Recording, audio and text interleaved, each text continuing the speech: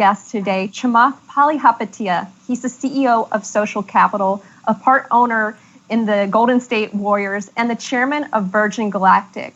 And he's also on a mission to build this generation's Berkshire Hathaway, and some even say that he's the next Warren Buffett. Chamath, I'm so happy to bring you in. Hi, nice to see you, Julia. All right, well, first of all, I think it would be really helpful for our viewers to get to know you a bit. You have this really incredible life story. If we could just get a bit more context.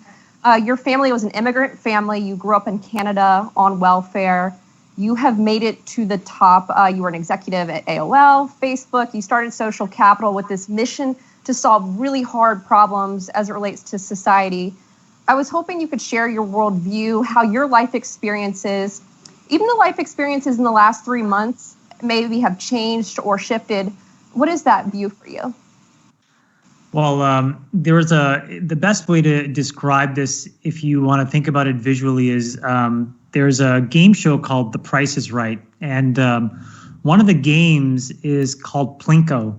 And what happens is a person climbs up to the top of this sort of stadium and drops a Plinko chip, and it goes through all these different pegs, and sometimes it lands on 0, and sometimes it lands on 100, and sometimes it can land on 10,000. Or, the equivalent is like the Wheel of Fortune example where you spin the wheel. I think that a lot of people start with basically, not much to lose and everything to gain. I was one of those people. And I was one of the lucky ones where the Plinko chip landed in the right place. And through a combination of, honestly, some of my own hard work, but a lot of societal help, social programs that were there for me and my family, whether it was, financial assistance through welfare or the ability to pay for university. I paid $10,000 a year to go to one of the best schools in the world, the University of Waterloo. Universal healthcare. My father was a long-term diabetic, ultimately died of complications from diabetes, but it didn't bankrupt us. So I'm this, representation of what a lot of people are, which is potential, and but where circumstance went right. And I would just really like to be a part of the combination where I help the circumstance part of the equation so that many more people's potential can be uncovered. Thank you for sharing that. And I guess if you fast forward to today, just given kind of the current environment we're in, we've been going through in the last 3 months a health crisis, an economic crisis, and now a social crisis as it relates to racial inequality. We have a lot of challenges that we're facing as a society. Do you see opportunity for young people who might be coming up? Is there that opportunity for them to, achieve the highest level? I don't think it's not nearly the same way that it was before. And the reason is because we just don't have a very good equal distribution of opportunities anymore. And I think that the biggest problem with it is that we've allowed many of these nonprofit industries that should be there to help people act as sort of, essentially quasi-for-profit industries, but then they don't deliver the ROI that a shareholder-driven version of that industry would. So, you look at education or healthcare, those are two great examples where there's no reason why a COVID test should cost $800,000. And you can go on Twitter and you can see all these bills where you think to yourself, how is it possible that it takes $800,000 of cost to basically take a Q-tip and put it in somebody's nose and run it through a centrifuge? It doesn't. It's just that the industry is set up in a way where these weird, perverted economic incentives have gone unregulated and unchecked. Or you look at education, where you've taken a nonprofit commodity and you've made it a luxury good, and you charge people $40,000, $50,000, $60,000 a year, but then you graduate them into a job market that doesn't really give them a commensurate way to earn back the money that they paid into the system. So is the system set up in a way where you can achieve the same outcomes as before? The answer is no. I think that you actually have to have a move towards more capitalism, not less. We're in this weird sort of like nether state right now where people don't believe in capitalism, which I understand because it's largely been, perverted by a few. We've financialized every kind of asset and industry possible. But a more accountable form of capitalism, a more progressive form of capitalism can actually make money for shareholders, but return more value to people. And by the way, Julia, the best example of this are tech companies. because tech companies have created this massive deflationary cycle in consumer expectations. There's not a single person where you said, will Facebook, Google, Apple, Amazon give you more for more in the future, or will it give you more for less in the future? The answer is always the latter. But if you then changed Facebook, Apple, Amazon, Microsoft, Google, and instead said hospitals or education, you'd probably say we're going to get less for more. And so I actually think we need to sort of find a different way to incentivize a more progressive form of company running and a more transparent form of capitalism that I think can serve people better. Yeah, a lot of things to unpack there, Chamath. It actually just reminded me of what you wrote in your annual shareholder letter. I'm just going to quote a little bit from it, and then we can talk about it. You said, "It's now most useful to go to the punchline. The Gilded Age seems to have so many similarities with today, both economic and societal." You talked about the Gilded Age, and then you tied it in with what we're going through right now with big tech. Walk us through what those changes could look like, those progressive changes, where we could be headed as a society. So I think there's a pendulum in the world, and it swings between two poles. And you can take a lot of markets or a lot of industries, a lot of ideals, and basically characterize them in that context. So, for example, we are in a massive move towards a more socialist definition of how society should work. And that is essentially the pendulum swinging away from trickle-down, top-down economics and effectively swinging towards a bottoms-up reallocation of social services and the quality they deliver and the prices in which they should deliver them at. Similarly, if you look at technology, we've had a pendulum that's swung between aggregated mega monolithic companies and highly fragmented disaggregated services. And the reality is that right now, I think that we are firmly in the motion of swinging things towards disaggregation. So what that means as a society is social programs are changing.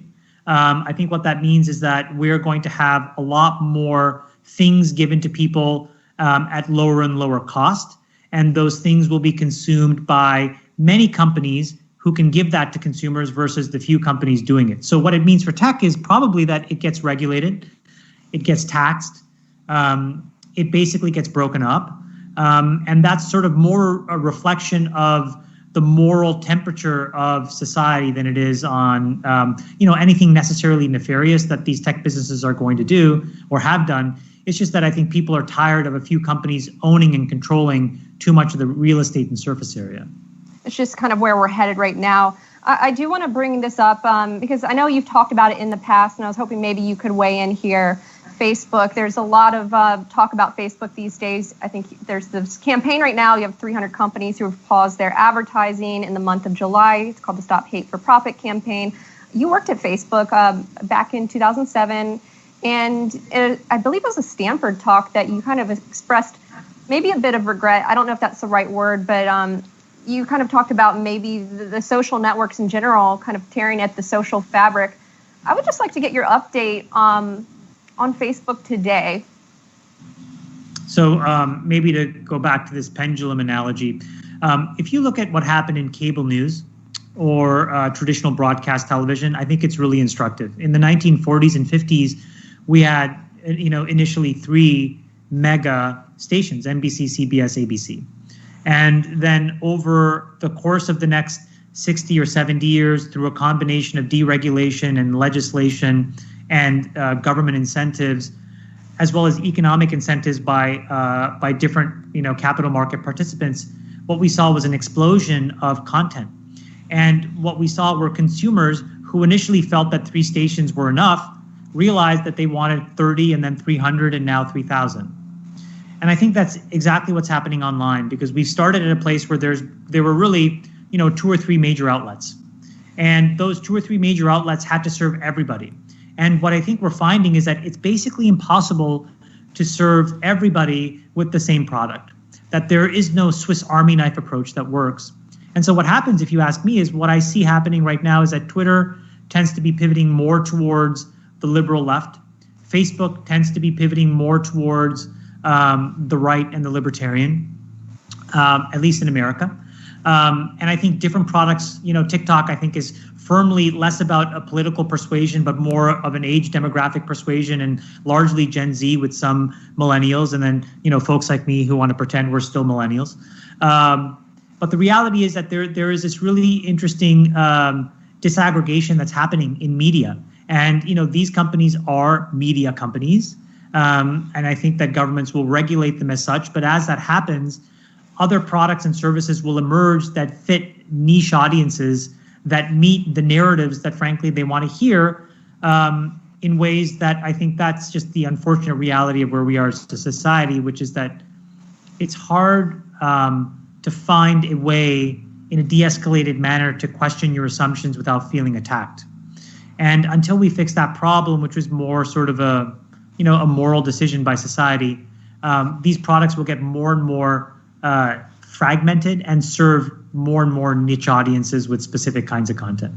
It's interesting, the fragmentation, the niche audiences.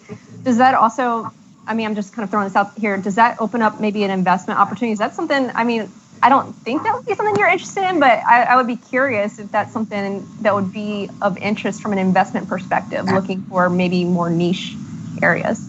It actually is. I don't think that you'll see me doing a lot of it. It's not something that I'm spending a lot of time thinking about. I tend to prefer sort of like emerging markets that I think are early but have been de-risked, that now just need execution. This is a market where I actually think there is a tremendous amount of market risk. That's a kind of risk I don't like underwriting. So what do I mean by that? I spent a lot of time helping build Facebook, but the real problem that Facebook has isn't necessarily about Facebook, but it's that consumer sentiment and consumer desires change, and they ebb and they flow, and they can be, very peculiar and, highly hard to predict. And so you're constantly chasing. It's kind of having like a hit record and trying to land another hit song after a hit record. It's very, very hard. So that kind of market risk is not that exciting to me. Other people, I think, will underwrite it. But I think what the result will be are just an enormous number of outlets that all have niche audiences that then you find a different and interesting way of pulling together. Right. Well, I do want to turn subjects a bit. So one thing that a lot of people like about you, Chamath, is just the way you talk and the way it resonates with people. And the example of late is probably the interview that you did on CNBC around the time of the bailouts. I believe it was early April, if I recall correctly, and it went viral. And we've had that's gone through. Now we have, the Fed with different credit facilities, all of these different forces at play, trying to stem, I guess, the damage that's been done by the COVID-19 pandemic. I would like to get your view as, maybe a market participant and an investor. Are we setting ourselves up for some long-term pain here? Are we actually solving the issues? I think that there's not enough first principles thinking by the Federal Reserve and Treasury. If you were to think about this problem from first principles, you would first just look at GDP and say, where is GDP coming from? So a different way of answering this question is, if I asked you to solve climate change, Julia, the first thing you'd probably do is ask somebody, okay, well, what are the sources of climate change, right? Like, there's no point solving a random long tail problem if it doesn't generate the largest amount of carbon output into the atmosphere. Similarly, if you look at and ask the question, where does GDP come from? The majority of GDP in the United States has always come from consumers. And it's consumer spending. And we've always been a consumer-led economy, which is what is really beautiful about the United States and our capitalist model, and why it tends to work, and how we've inoculated ourselves from corruption and kleptocracy and the things that frankly plague many other countries, including developed Western countries. So from a first principles basis, if you were trying to make sure that consumers continue to spend because you wanted to see GDP go up, you'd focus on income in their hands. And what you would do is probably give them enough money so that the amount of money they had exceeded the amount of money they needed to live. And the minute that happens, then what you would see are people then spending those excess dollars in the marketplace. That would then go to businesses who would then staff up and rehire, who would then reactivate their supply chain, who would then staff up and rehire and activate their supply chain, on and on down the line. And what you would have is a slow rebuilding of the economic vitality of America. Instead, we didn't think from first principles. And we did what we've been doing for the last 40 years, which is this top-down idea that trickle-down economics works. And it doesn't work anymore. We have had this deflationary supercycle because of tech that gives consumers a massive incentive to not spend money because they don't care about buying clothes anymore. That's why you buy clothes at, Zara and Forever 21 versus, the Gap, because you'd rather buy a $5 pair of pants that you throw away than a $15 or $20 pair of pants. So we've been in this massive deflationary supercycle for a while. So giving money at the top and hoping that it gets to the consumer, it's just a failed idea. It's a failed concept that's had its day. So, my frustration is that folks aren't realizing this, because if you did, what you'd do is you'd put a lot more money into the hands of consumers and you'd wait for those dollars to flow up into the companies.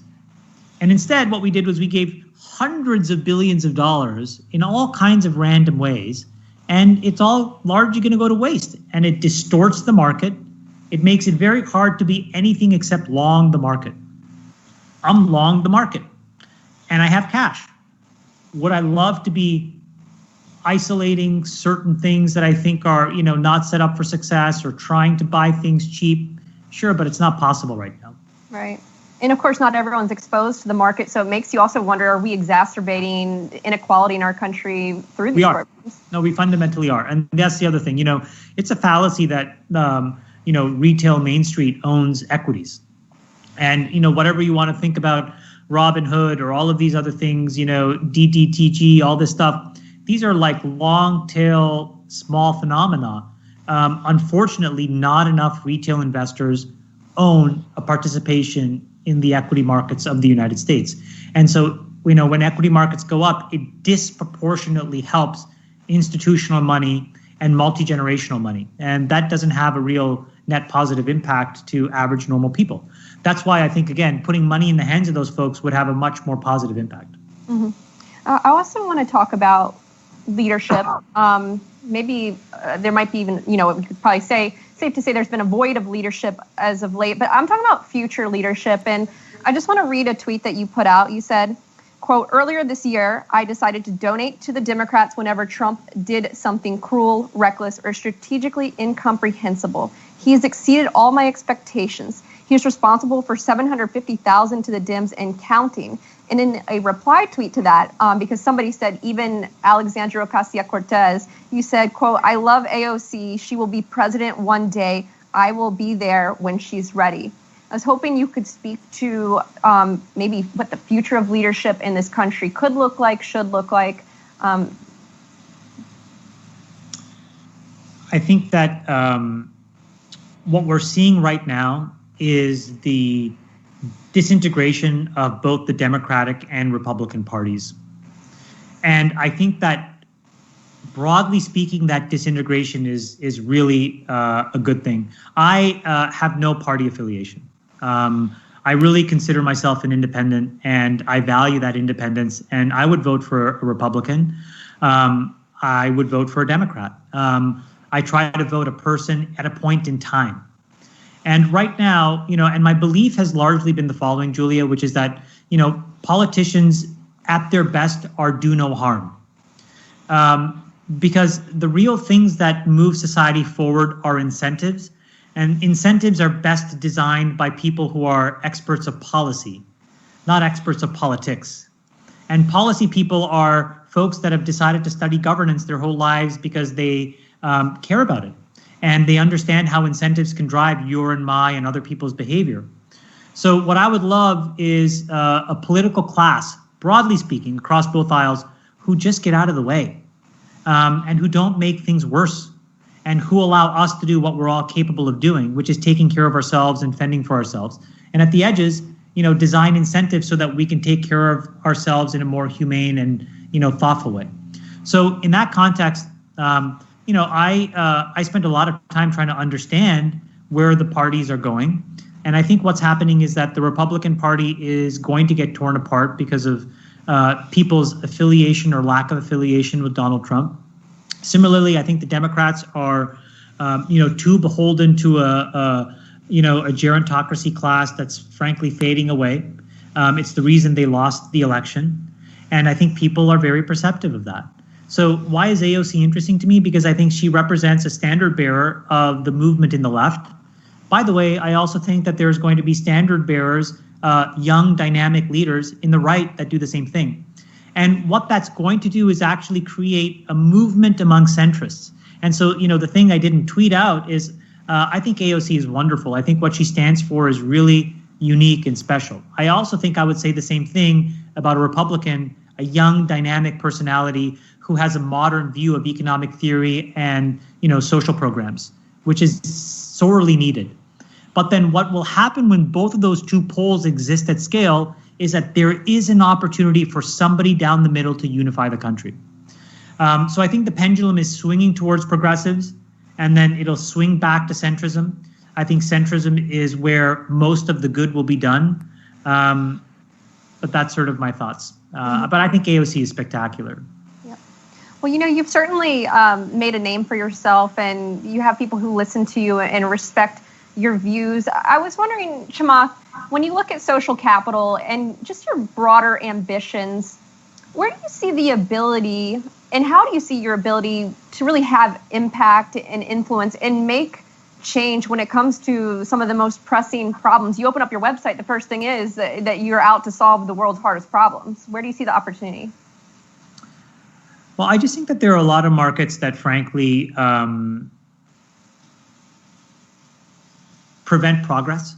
They just aren't run in a logical way that you would run them if you were trying to basically maximize long-term opportunity.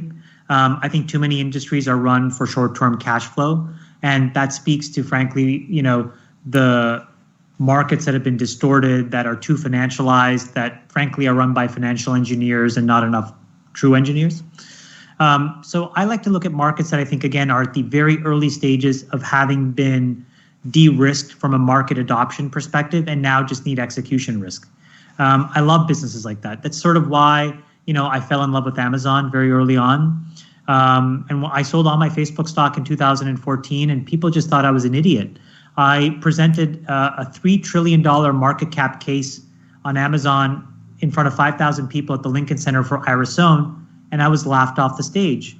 I presented a Tesla case when the stock was $200, and I was laughed off stage. So I invested in the Warriors, and I was laughed. Everybody around me thought I was a complete idiot. And it's because I really love opportunities to invest in markets that are de-risked but have not yet scaled. So where am I looking now? To be very honest with you, I think climate change is the single biggest economic opportunity of our lifetime. Energy, clean energy, decarbonization. I still think there's a lot of opportunity in space. People ask me, by the way, why space? And the reason is that in order to do things in space well, you're developing a platform of technologies that frankly allow you to do incredible things, not just in space, but then as a result on the Earth. And when you look at tremendous advances in computing and other things, material science, a lot of it was because of our space program. And so, I'm pretty convinced that investing in space will yield enormously interesting outcomes. But those are markets where I'm spending a lot of time. In terms of the future, for me, my biggest thing is that I've really wanted to build a platform that allows not just myself to benefit, but other people who share my worldview. And, I can't claim that it's right, but I can definitively claim that it's mine, and that there's a lot of other people that share, some percentage of the same views that I do. Yet they're largely locked out of the financial opportunity to participate from that worldview. So my whole goal is take the money that I have. I've done a pretty decent job of proving to myself that I can invest in all kinds of very disparate markets and do it well, and now try to do it at scale in a way that is affecting a worldview that other people can choose to invest behind if they agree. And that would be the goal, is that, my ambition would be to try to take the company public at some point if I could, and frankly, give retail investors a chance to stand shoulder to shoulder beside me, to hold annual meetings, to, see people that have owned the stock for 20 or 30 years and have done well for them and their family. It would be an enormous sense of accomplishment for me. Mm-hmm. Well, Chamath, if you don't mind, I'll ask you one more question. And I remember the Stone conferences where you talked about Tesla and Amazon. And I don't think anyone laughed you off stage, but at least I don't remember that. I remember you caught a lot of people's attention, that's for sure. You just talked about the retail investor standing shoulder to shoulder. I would just like to get your view. What is kind of an uncomfortable truth or truths as it relates to Silicon Valley? Maybe it's big tech, or it could be a venture capital or hedge funds. I don't think you define yourself as a hedge fund manager anymore or a venture capitalist. Right? I think the uncomfortable truth about the Silicon Valley ecosystem is that it's like every other market, which is that there's a period where we are defined by zealots, highly ambitious, very unique individuals that are there with no expectation of monetary reward. I think I was lucky to be there at the tail end of that, because once the dot-com bubble burst, honestly, Julia, there was nobody here. And this is a laughingstock. And, I came at the tail end of it. So, I wasn't chasing money necessarily. There was no money to be had because the stock market had imploded. But then when a market evolves, what happens is those same zealots do get remunerated.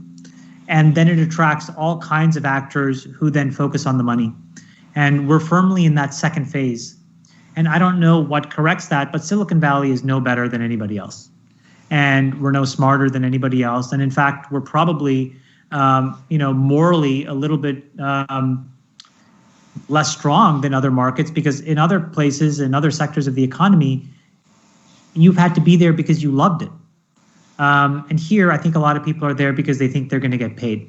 And frankly, look, a lot of the big tech companies, they greenmail their employees because they know that these stock options can be so worthwhile that they'd rather them stay at their company and do nothing than go and do something useful, because it just allows them to preserve market cap. So that's the real kind of honest truth about what Silicon Valley is, which is like, we're like everybody else. We go through phases of inferiority like everybody else. We are as greedy as other people. And mostly we're no better than anybody else. I just think that everybody except Silicon Valley has gotten the memo. So. Well, Chamath Palihapitiya, the CEO of Social Capital, owner of the Golden State Warriors, and chairman of Virgin Galactic, I thank you so much for joining us on this episode of Yahoo Finance Presents. Thanks, Julie.